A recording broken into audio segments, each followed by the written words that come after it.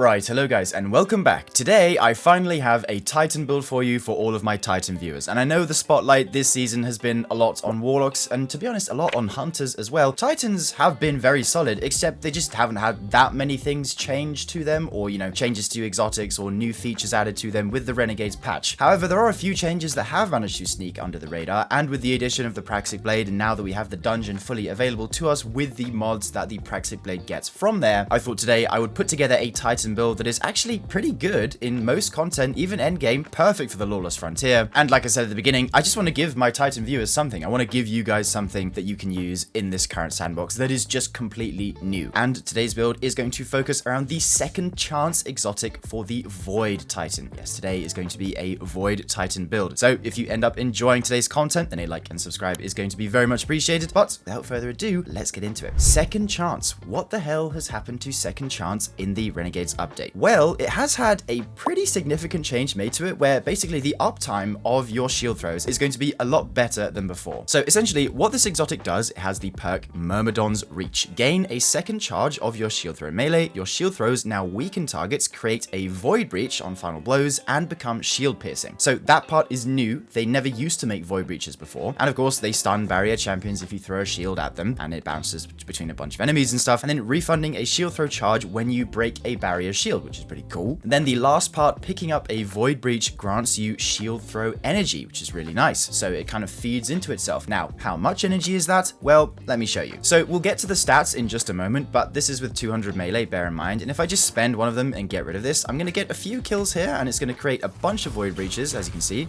It's going to bounce between all these enemies, and I'm going to make 4 void breaches. So we're going to pick up one here, 1, 2, 3, 4. There we go. I've already got my shield back. So I picked up a few orbs at the same time as well, but it doesn't take that many void breaches to get your melee back. As you can see here, I'll try to pick this up, got another one down. It's not bad. You get a decent amount of melee energy from each one you pick up. Plus, if you set up your mods correctly, every kill can also make an orb, which can give you even more melee energy. So it kind of doubles up and you get a bunch of thrown shields. So half of the idea of this build is going to be spamming shields with your second chance. And of course, we're going to get into how we're increasing the damage of that, how we're kind of maximizing the uptime even more with our subclass and stuff very shortly, but that is the main idea. We are then going to be pairing it with the Praxic Blade as our main offensive weapon, but before we get into all of that, let's start with the subclass. Let me explain what we are building to make us survivable and very tanky as well. So for starters, we are going to be using the Sentinel Shield Super because this has received a rework and it also works pretty well with the second chance exotic. If you didn't know, now blocking with Sentinel Shield will actually allow you to increase the damage of your thrown shield. It has a meter on the left hand side now. Not something you'll be doing terribly often, but in something like a raid, it could be pretty good. And in general, it's just a very good super, and it charges fast as well because it is just a roaming super. So that's why we're taking Sentinel Shield. For the abilities, of course, we have Shield Throw. Now, don't forget, when you hit targets with Shield Throw, it is going to give you a portion of Overshield, and if you hit multiple, you're going to get basically a full Overshield, which is pretty nice. By the way, remember that a Void Overshield is a 70% damage resistance. Then I've also gone for the Vortex Grenade. This is going to be important when it comes to our fragments later. And for the aspects, the first one we have is Offensive Bulwark. This one states that while you have an overshield or are inside a Ward of Dawn, your grenade recharges significantly faster. You have increased melee range and damage, very important on the damage, and melee final blows restore a portion of your overshield and extend its duration. You gain an additional shield throw while in Sentinel Shield. So this is important because when we have a Void Overshield, is going to allow us to deal more damage with our melee. In fact, the actual percentage increase of your melee damage is 160% or 2.6 times, which is pretty good. And then of course, it's going to give us that extra throw when we are in our super, which is nice, just even more uptime when using it in super. And also, fun fact about the super, with second chance equipped, you can actually use the super shield throws to pop barrier shields as well, which I think I did in some of the gameplay that you might be seeing, so just something to keep in mind. And then for the second aspect, we have Controlled Demolition. This is by far the best survivability aspect on Void Titan. It states that hitting a target with a Void ability or volatile explosion makes them volatile. Further damage to a volatile target causes them to explode, and it grants you and nearby allies health when volatile targets explode near you, which is really good. Basically, we are going to be infecting every single ad we can with volatile, and then killing them is going to heal us. And it's a pretty significant amount of healing as well, because we have 2 shield charges, both of which are weakening, dealing 160% more damage with Offensive Bulwark, and then later our stats. This is actually going to be a pretty potent combination of aspects and abilities. Now, for the fragments to round it off, the first one is Echo of Cessation, and my rationale with all of the these fragments is essentially just build into as many void breaches as we can to just get our uptime on our shields as often as possible. The first part doesn't really matter, but the second part says defeating volatile targets creates a void breach. So this doesn't have a cooldown, which means that every single time we kill a volatile enemy, we will get a void breach, which is great for recharging our shields. After that, we have Echo of Harvest. Defeating a weakened target creates an orb of power and a void breach. So again, because we are going to be weakening on hit with our shield, it's going to make another void breach, which is really nice, and an orb of power, very important. And then third, we have Echo of Provision. Damaging targets with grenades grants melee energy, and this is where the Vortex Grenade comes in, because it is going to be ticking a lot. Obviously, if you throw it on a boss or like a big group of tanky ads, with it ticking, it's going to give us more melee energy from Echo of Provision. So essentially, just treat the Vortex Grenade as a way of getting melee energy back, like a melee siphon system. And then finally, the last fragment we're taking is Echo of Vigilance. This is purely a survivability fragment. Defeating a target while your shields are depleted grants you a temporary void over shield. It's very good in PvP, but to be honest, it's pretty good in PvE as well, because if you get red bar, which you might on this build, it will then just heal you up to full with a full overshield, which is pretty good. So kind of circling back to how we are going to be increasing the damage of our shields, this is where our stats come in. Priority number one, 200 melee stat. Even better if you can get natural 200, because then that is going to allow you to use triple heavy-handed on your gloves and not need fonts. So you literally just have like a 1-second cooldown on your melee kills. My armor on my Titan is very good and allows me to do this. So 200 melee, because when you have this, is going to increase the damage of your melee abilities by 30% in PvE, and that is multiplicative. So you can multiply that by the amount that you get from offensive bulwark and stuff like that. So it's pretty good to have this stat fully maxed out. After that, just as a consequence of the armor that I have 100 health. You definitely don't need this, but you are going to be making a lot of orbs, so that is going to help you heal in the fight if you're in like a harder piece of ultimate content, for example. But I've also gone for 95 super, and the rest I do not care about. Basically have 0 weapons. Class doesn't matter on a Void Titan because you're not using Bastion. And then Grenade is also whatever, you know, it's only there to bolster the regen rate of our melee, like I explained with the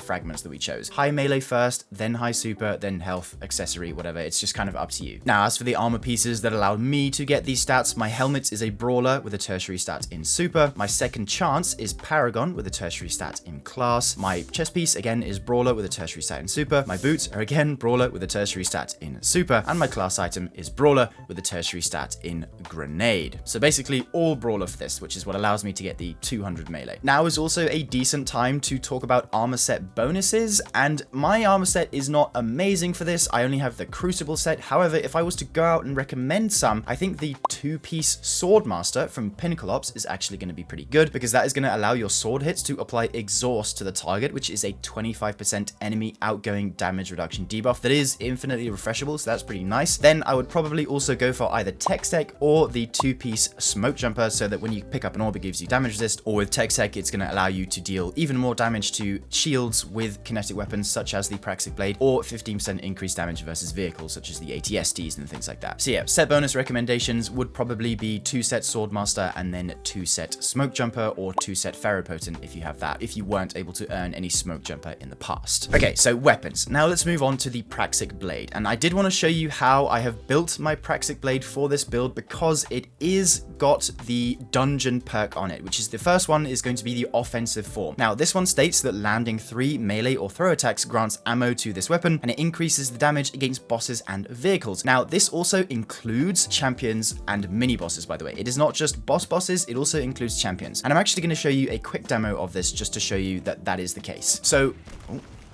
So without offensive form, my light swing deals 417 damage. However, with the offensive form, this now goes up to 484, which is a 16% increase thereabouts. So it's pretty good. Works on champions, obviously works on bosses as well. So the main reason we are taking that is because it's just to improve the damage of our Praxic Blade versus tanky targets. That is the main reason. By the way, if you want to know how to get that form, it comes from the dungeon quest that you get after completing the dungeon for one time. It's a pretty long quest. It's very puzzly. There's an extra encounter that you have to do towards the end, but all in all, the dungeon itself isn't terribly difficult. I've also put out a guide for it that we put out yesterday, so if you want to know how to do it, then definitely go check that out. But yeah, basically you get this from the end of the dungeon quest chain. For the rest of the mods, I have Forceful Blade to improve the impact. Then I have the Impact Core as well, because this is going to allow the light attacks from the sword to apply weaken, which is pretty nice. And then finally, the Hyper Blade Catalyst, where it makes it so reflecting shots causes you to become amplified. Now this is really good on Void Titan, especially because if you block some shots, you will then get that 15% DR from amplified and make it so the enemies are less accurate when targeting you. Plus, it also gives you the extra eager edge bonus, which is quite nice. Hyperblade is basically the only catalyst that you should be running like at all times on the Praxic Blade, at least in my opinion. Now, for your other weapon, I do want to say this is where the build is admittedly a little bit weak in that your anti-champion capabilities are basically restricted to only your weapons, because the unfortunate pitfall of Void, especially Void Titan, is that there is basically nothing outside of anti-barrier. You get Volatile, which can be anti-barrier, and well, of course, your shield throws are anti-barrier, so that's nice. But as far as Overload or Unstoppable is concerned, Void, for starters, doesn't have any unstop verbs, and it does have Overload, which is on the Suppressor Grenade, but do I really want to be using the Suppressor Grenade?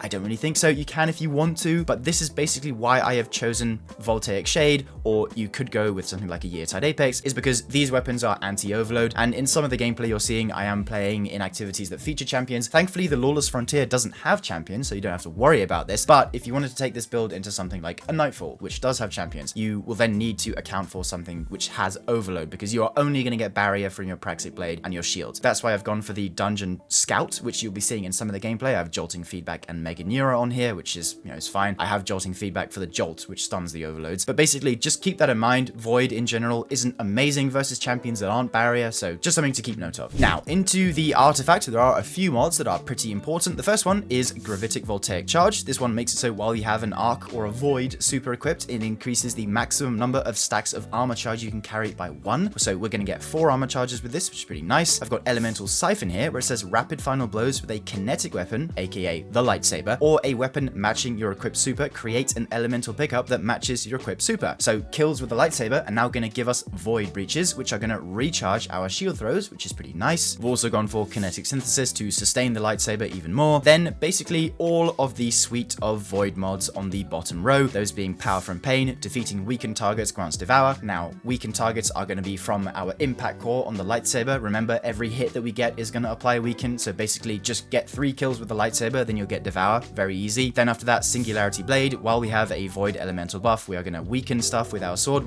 We already do. I guess you don't necessarily need this, but it's just there. Then Void Infestation. Defeating a weakened target spawns a tracking projectile that weakens other targets. So we're going to be weakening everything, getting Devour, which is really nice for the survivability of the build. We then have Combination Argent Blade to increase the damage of our lightsaber, and finally Sword Storm combo, which has thankfully had its SFX fixed, so it now no longer sounds like really bad when you're using it, so definitely take this to increase the damage of your sword. Okay, so for the mods to wrap things up now, we have 2 copies of Hands-On on the helmet to increase the amount of super we get from kills with shield throw, then a Kinetic Siphon so that kills with our lightsaber can make orbs. Then I've gone for triple heavy-handed so that we get a orb every time we get kills with our shield throw, and because we're going to have so many of them, we're going to have a bunch of orbs. Chest piece is general resist mods like usual. Then for the boots, actually, this is very important because here we are essentially maximizing the amount of melee energy that we get from every orb that we collect. So that is going to be with Absolution and then 2 copies of Invigoration. And if you actually total up the percentages, this means that with 2 copies of Invigoration and 1 of Absolution, we are going to get 18% melee energy each time we collect an orb. So if we collect an orb and a Void Breach at the same time, we are going to get a very nice chunk of melee energy back, probably around 1/3 to half, which is very nice. Finally, for the class item, we have Reaper, Special Finisher, and Powerful Attraction. Though feel free to add in some fonts in there if you want to use the ticking armor charges, because we're going to have 4 of them, so up to you. Now, as far as the optimal gameplay loop is concerned for the build, you basically just want to expend your melees as often as you get them, then use your Praxic Blade as your main offensive tool while your melees are recharging. Of course, remember, getting kills with your Praxic Blade is going to spawn more Void Breaches, because at that point you are going to be weakening everything, causing Devour, causing volatile explosions. You're going to be healing at the same time. Then,